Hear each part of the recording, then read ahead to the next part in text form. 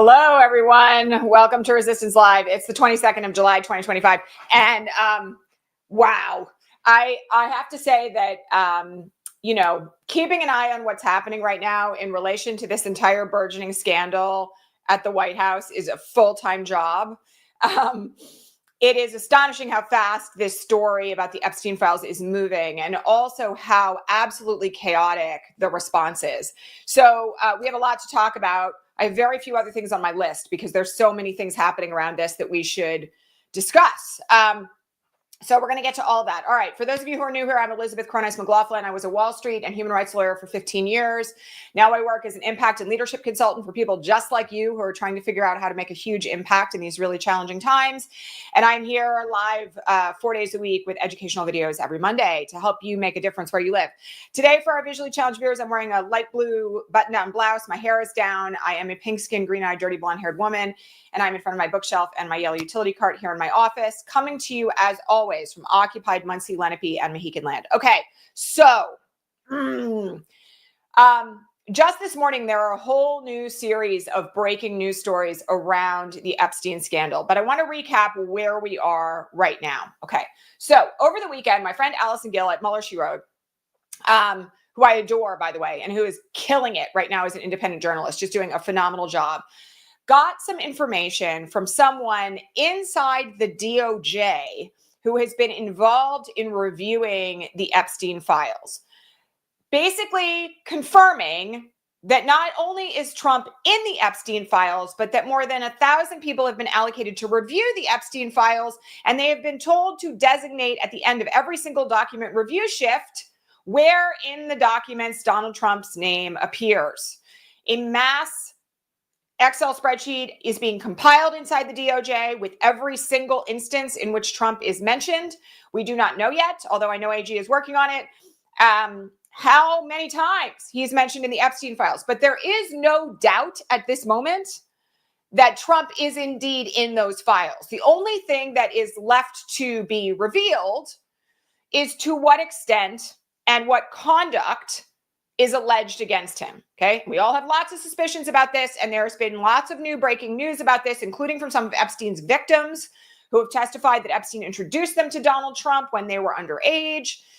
So the scandal around this continues to grow, and the DOJ, much like Trump's first term, is leaking like a sieve right now, in part because even the true believers on Team Trump know how bad this is. Okay. So we've seen a whole series of really ridiculous efforts to distract from the growing Epstein scandal by the White House in the last 3 days. So some of them literally made me laugh out loud, like could not believe fundamentally like what they were trying.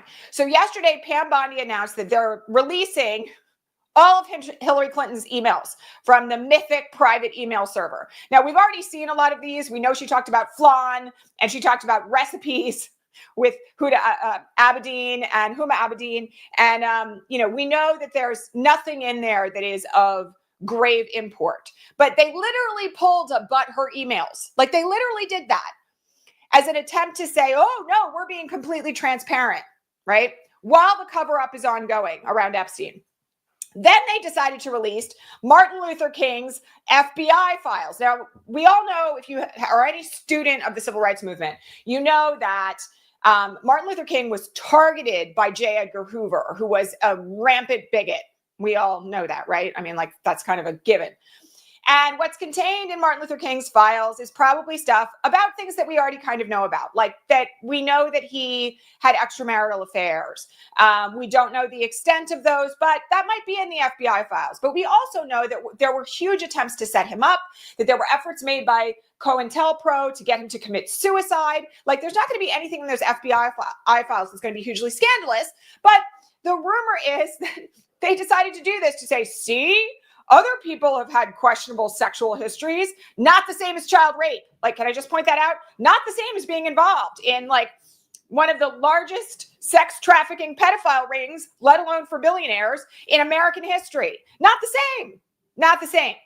And none of this is actually working. Now, we have to talk a little bit about what's happening in the mainstream media in relation to this, because there's there's an enormous amount of uptick right now in legacy media of talking points that are not actually the truth, okay? So Steve Bannon has been out there running around trying to do repair work on Trump's reputation.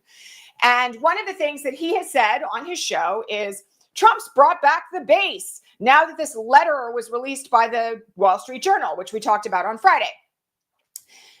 That is not actually accurate. Steve Bannon saying we've got the base back over this isn't actually the truth. And the problem now is that Politico and the New York Times and CNN have all parroted this talking point that somehow Trump has pulled himself out of this, with their only source being Steve Bannon. Okay, so I don't want anybody to be on under the illusion, okay, that Trump is winning this one. Like, he's really not. He's underwater on this by 75% or more, no matter what your political alignment is. The polling on this is absolutely damning for him. 3/4 of the country at least want the full unredacted Epstein files released, regardless of whether they identify as Republican, Independent, or Democrat. So he's going down on this one, like big time. And one of the things that we have to keep in mind here is that legacy media is in large part parroting propaganda right now about what's actually happening. And I'm just going to remind you all that, the heads of a lot of these legacy media organizations are already in bed with Trump, made donations to his inaugural fund. The New York Times has carried water for him for a very long time. We have a situation here where they are not doing the work of independent investigative journalism, although some places are, right? This is one reason why Allison Gill and other independent journalists really matter a lot right now. It's also one reason why we have to pay attention to, say, outlets that we normally wouldn't pay attention to for issues like this, like Wired, which is doing fabulous reporting right now.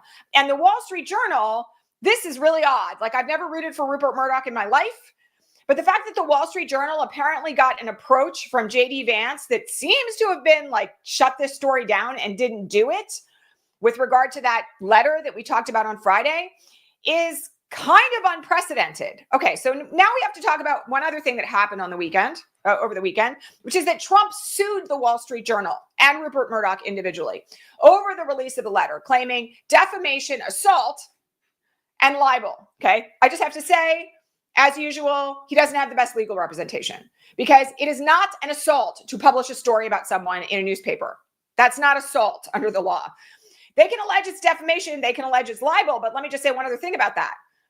The ultimate defense to defamation is the truth. And one of the things that I don't think there's been much forethought about here is that, given the allegations that they are making against the Wall Street Journal and against Rupert Murdoch, the discovery, assuming that this litigation proceeds, that the Wall Street Journal and Rupert Murdoch are going to be asking for is going to be about whether or not Trump was a friend of Epstein, had engaged in illegal sexual conduct with Epstein, trafficked children from Epstein and abused them. That's all fair game in this. So it's not the most smart legal strategy. But then on top of it, something crazy happened late yesterday, which is that we learned that the judge that this case has been assigned to, and he filed it in Florida. I think he was hoping that on the spin of the judicial wheel, he was going to get Eileen Cannon. But no, he got Daryl Gales, who is a judge appointed by Barack Obama.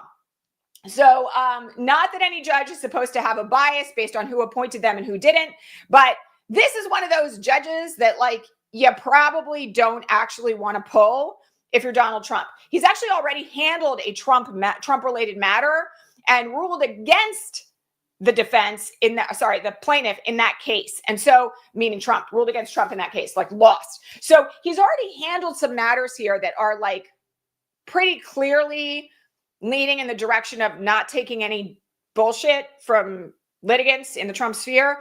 And so, I don't know. If I was Trump, I would certainly be thinking about dismissing this case, but also it doesn't carry any water. And so this is yet another sign of how completely panicked they are inside Team Trump about the fact that this story is not going away. All right. Now, a couple of other things have happened this morning that we have to talk about. Because this morning, Todd Blanche, yes, the guy who defended Trump in his 34 felony counts and lost, who's now the Deputy Attorney General for the DOJ, announced on Twitter that he is going to meet with Ghislane Maxwell and interview her, and put out this insane statement that was like, no one is above the law. We're going to ask her who was involved, and we will pursue this to the fullest extent of the law. Meanwhile, like, just so nobody misses this, last week, Todd Blanche said, or like 2 weeks ago, Todd Blanche said, the Epstein case is closed. Okay, so we're like back now to a kind of bizarre flip-flop. And there are rumors this morning that Trump is considering pardoning Ghislane Maxwell. So let me just say something about that. If he happens to pardon Ghislane Maxwell, this Epstein scandal will be the end of his political career. Because if he pardons her in exchange for her silence, that will be the ultimate indication of how deep his involvement goes. I don't think his base can come back from that. And I'm also just going to say here that I think Democrats across the board have already been really clear that, if Bill Clinton's implicated, toss him under the bus, right? Any other major Democrats implicated, toss that person under the bus. Like, we don't carry water for child rapists, right? We don't. If any other like major Democratic official happens to be implicated in this, who cares? Like, I mean, I care because it's a crime, but I don't really care about it in the context of Donald Trump. And I don't think anybody else is going to either, frankly, because at this point, as we talked about last week, there is so much information now circulating around the right-wing media bubble about Trump's involvement with Epstein that it is very difficult to run away from this. Okay, now, if he pardons, let's just go through how this works because I want everybody to understand it. Ghislane Maxwell is serving 20 years in the federal pen for child trafficking, for sex trafficking, okay? Prior to the time that she was arrested, she was in hiding. And I have to remind everyone, because there seems to be people on Blue Sky this morning who have totally forgotten this, all right? That she was not just a recruiter for Jeffrey Epstein, that actually at her trial, there was testimony that she herself had been directly involved in sexually abusing these children, that she and Jeffrey had done it together in multiple instances. Okay. So this is not just like, I'm the person bringing these children in to be abused. She's a child rapist. Okay. And I don't think anybody should forget that. Okay. It's not like she's kind of like a bystander or an active bystander even. She was an active participant. Okay. This is a deeply disturbed individual. And we know that, chances are very solid that at the bare minimum, she's a sociopath. Okay. So for people who are like, she's going to spill it all, we're going to learn everything about Trump. No, I really highly doubt that. I think she is going to say whatever it takes to get her out of prison. And I don't think, given that she was in hiding for years before she was arrested, that she's going to kind of like magically do a tell-all for an interview or something like that gives away the goose. The only aim she has, because she's going to probably die in prison if she doesn't get out, okay? The only aim she has is trying to get out of prison. And what does she have to do to get out of prison? She has to promise not to talk about Donald Trump, okay? So I don't think anybody should be assuming that she's some kind of a linchpin or, I don't know, a Cassandra. That's not the right metaphor, but, she's not going to give away the goods, okay? And everybody needs to get really clear about that. So what Todd Blanche is going to be after, and this is speculation on my part, but this is not very far removed from reality, is probably going to be to have her implicate Democrats and stay silent about Trump. And she'll do it if it gets her a pardon. And then she will probably disappear again. So again, please be mindful, okay, that they're not doing the right thing here. And for Todd Blanche to say no one is above the law when he's actively involved in a cover-up right now should be taken with like a Salt Lick-sized grain of salt. Okay, I mean, it's like, this is all part of an ongoing effort to remove Trump from his crimes. And again, for people who are asking in the comments, I will just mention, okay, sex trafficking is a federal crime because you're moving people across state lines. That implicates federal law, okay? So he can pardon her. And from the standpoint of where we find ourselves now, you should assume that every action that is being taken by the Trump administration in relation to this is designed to further the cover-up. So what can we take away from this? Like, what does the circumstantial evidence of this entire scenario tell us? All right. So I'm going to remind you, one of the things that we trial lawyers do is we present the circumstantial evidence when there's no direct evidence. Like, we don't have a videotape yet. I mean, I hate to inform you guys of this, but one of the things that has been provided in court filings is an inventory of what's contained in the Jeffrey Epstein files. And there are thousands of videotapes that constitute illegal child sexual abuse material under federal law. Okay. Videotapes of girls, children with adult men. So we don't know if there's a videotape. And, you know, this could already get much, much, much worse. Okay.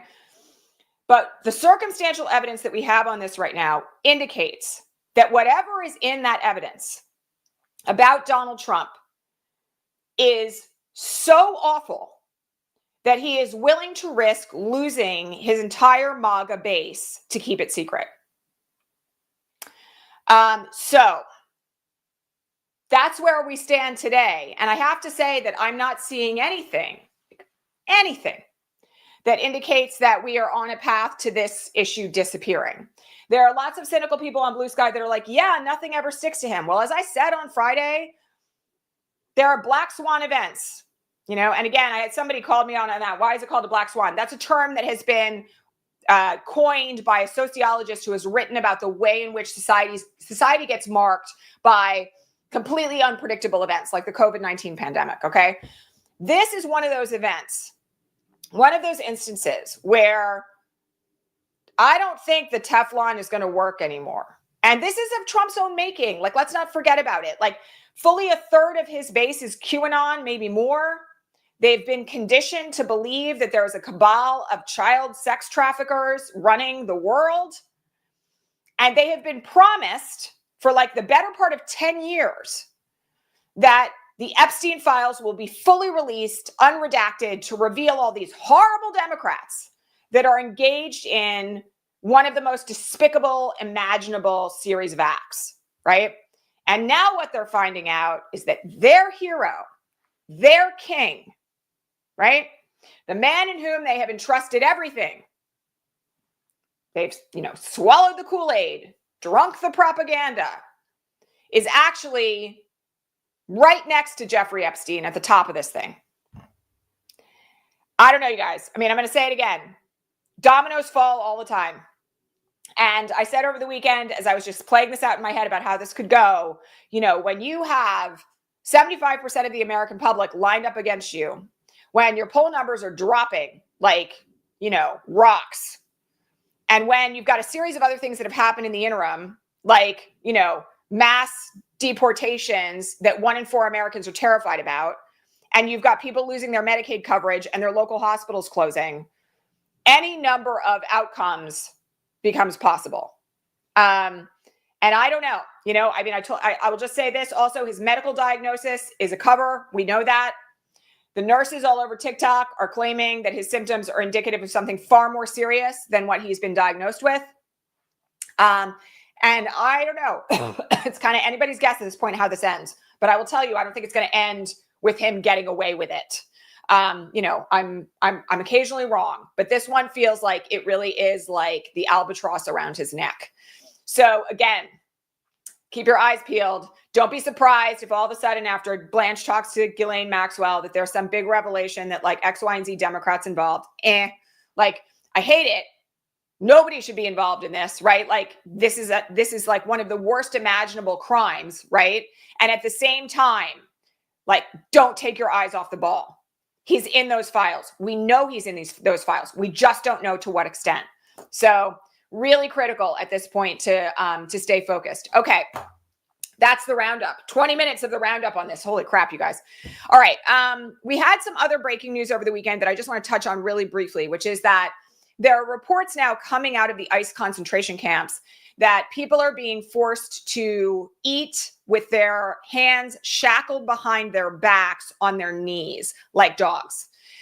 There are other reports continuing to come out. We talked about some of these last week about these absolutely despicable conditions inside the detention camps. And somebody asked a question this morning on the Patreon feed. Reminder that, if you want to ask me questions, you should go support this broadcast, keep this work going, help me pay my staff by becoming a paid subscriber at patreon.com/resistancelive for as little as $5 a month. Someone asked me, is there any kind of lawsuit that can be brought for this? Well, of course. Detainees, anybody has an opportunity to bring a habeas corpus petition, right? And we've talked about habeas corpus here a lot.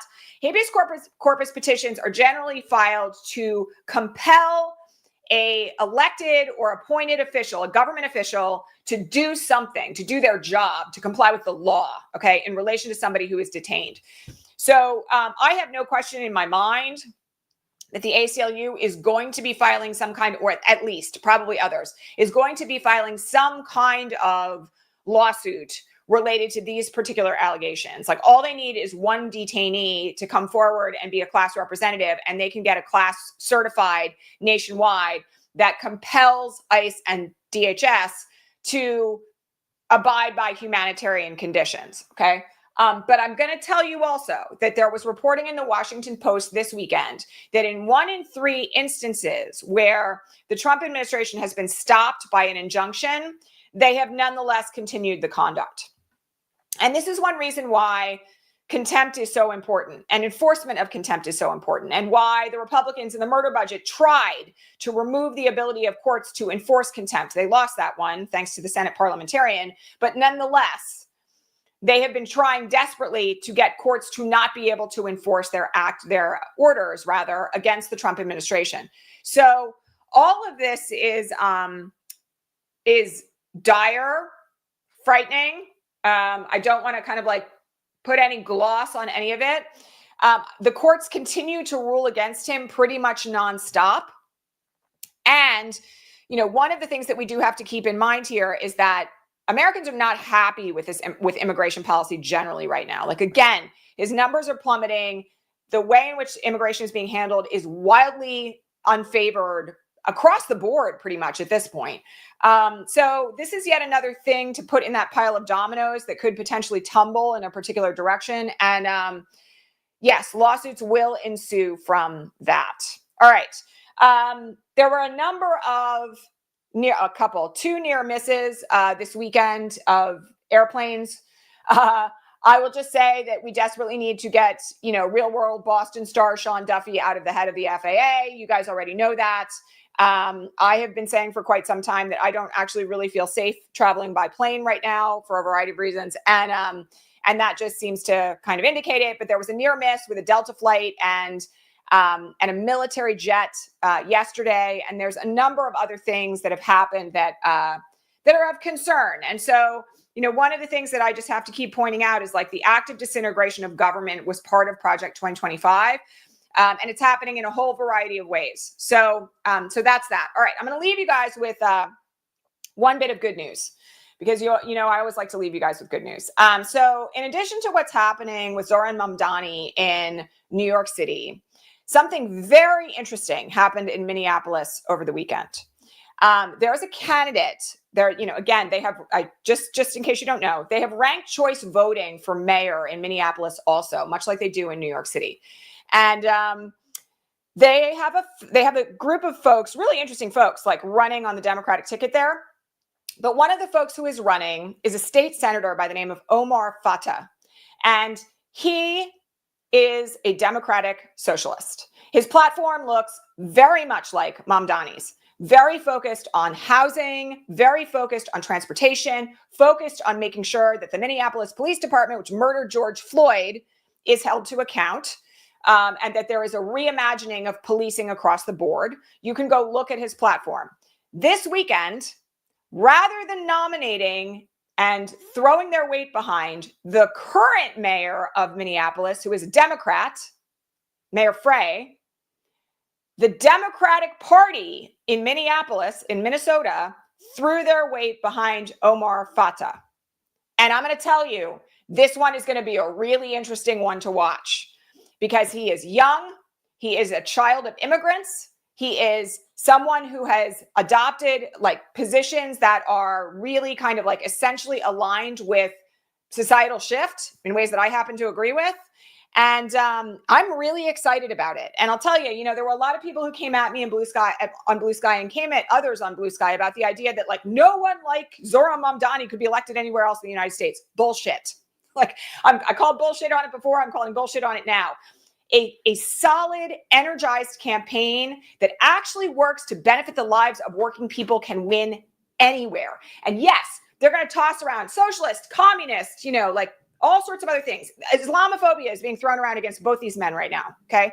They're going to throw everything at the wall in the hope that it sticks. And I'm going to tell you something. It's a different moment because all that sort of stuff, one of the things they teach you, let me just give you guys an example about this. One of the things they teach you when you're a trial lawyer is that you have to be very careful about how many times you repeat your words or how many times you repeat negative assertions at trial, okay? And that includes, by the way, that, I was never a criminal trial lawyer, but at criminal trials, they tell attorneys when you're learning how to be a trial lawyer, not to put the worst, most egregious, most upsetting evidence in front of the jury over and over and over again. Because what happens is people get desensitized to it. So the idea is, if you want it to stick, you do it like once, maybe twice, and that's it, right? And it's shocking. And, the jury's like, wow, that was awful. But they don't see it so many times that they're like, oh yeah, there's that photograph of that horrible murder again, right? That's not what you want to do in terms of how you're going to make your argument.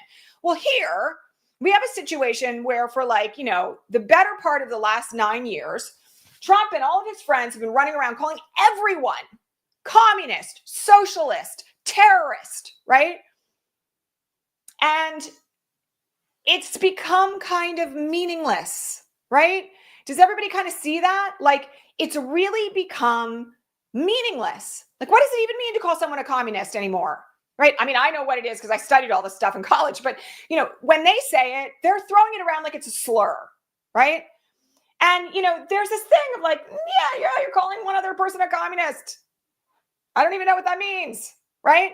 It's kind of become that sort of thing. And everyone can't be a communist. Everyone can't be a terrorist, but a candidate can actually care about the people in the city where they're running for mayor. So this particular run by these two particular men is going to be really fascinating to watch. Because I'm just going to tell you, Mamdani's way ahead. Cuomo really messed up this weekend also because Mamdani went home to see family in Uganda, and Cuomo posted this thing that was like, what working person that in New York City can travel around the world to visit family? And there were a lot of people that were like, well, I saved my money all year to be able to go do that. Did not land well. He actually had to formally apologize about it on social media, okay? So the traditional things and attacks and pejoratives are not sticking. And I don't know, man. I continue to have these moments where I'm like, this is chaos. It is a horror show. It's terrifying. And there are really serious signs of hope right now. And they're not small. So hang on to those things and we will keep going. Okay. Reminder, please like this broadcast, hit subscribe if you haven't already. Drop me a comment if you're watching on the replay. Share this broadcast with your friends. This is a big one. All right. I, of course, am always interested in getting the good word out to as many people as possible about what's actually going on and helping to support everyone and making a difference in their own local communities. Share the broadcast. Click the share button below this on YouTube and blast it out to your friends and family.